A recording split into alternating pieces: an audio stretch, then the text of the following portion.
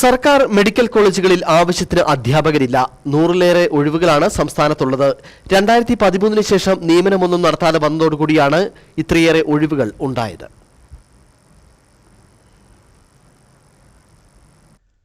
സംസ്ഥാനത്തെ സർക്കാർ മെഡിക്കൽ കോളേജുകളിലെ പ്രധാനപ്പെട്ട വകുപ്പുകളിൽ മാത്രം വർഷങ്ങളായിട്ടും നികത്താതെ 100-ലേറെ അധ്യാപക ഒഴിവുകളാണുള്ളത്.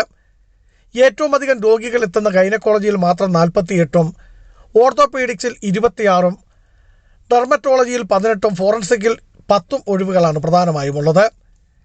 2020 PSC റാങ്ക് പട്ടിക തയ്യാറാക്കിയിരുന്നു എങ്കിലും വിജ്ഞാപനത്തിൽ സീനിയർ റെസിഡന്റൻഷിപ്പ് കാണിച്ചില്ലെന്ന കാരണത്താൽ അഡ്മിനിസ്ട്രേറ്റീവ് ട്രിബ്യൂണൽ ഇത് റദ്ദാക്കി. അതിനുശേഷം ഹൈക്കോടതിയിൽ അപ്പീൽ എത്തിയപ്പോൾ കേസ് ആദ്യം മുതൽ പരിഗണിക്കുവാൻ ട്രിബ്യൂണലിനോട് നിർദ്ദേശിച്ചിരുന്നു.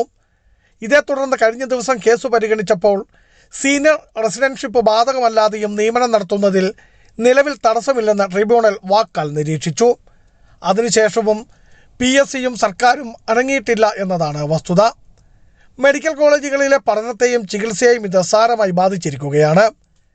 നിലവിൽ 55 വയസ്സിന് മുകളിൽ പ്രായമുള്ള അധ്യാപകർ അധിക സമയം ജോലി ചെയ്താണ് മെഡിക്കൽ കോളേജുകൾ പ്രവർത്തിച്ചു വരുന്നത്.